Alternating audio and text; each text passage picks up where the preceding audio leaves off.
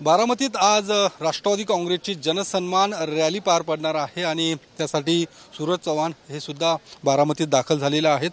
जनसन्मान rally काय नेमकं, कारण की विधान परिषदेचा मोठा विजय महायुतीचा, आज जनसन्मान रॅली काय नेमकं असणार आहे उद्देशाचा?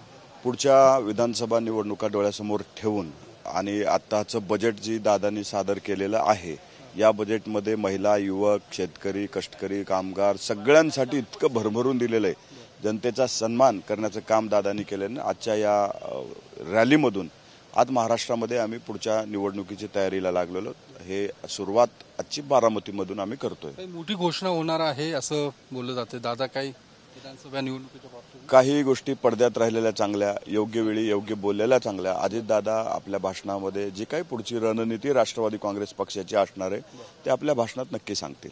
दादा राज्याचा दौरा करणार आहे विधानसभा निवडणुकीच्या पार्श्वभूमीवरती, कधी दौऱ्याची सुरुवात होणार आहे, काय नेमका दौरा, कसा नेमका दौरा?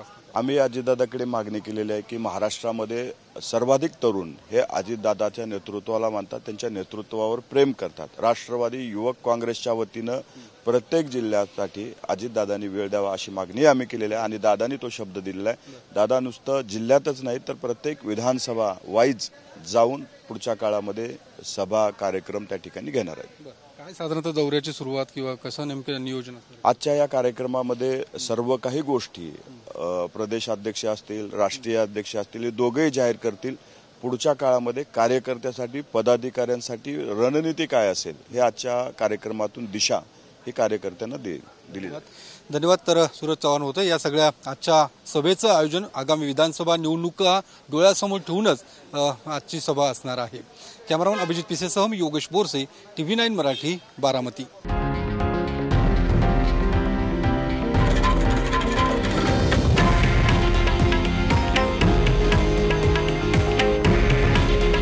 हे आहे देशातील नंबर 1 न्यूज नेटवर्क आणि आपण पाहत आहात TV9 मराठी।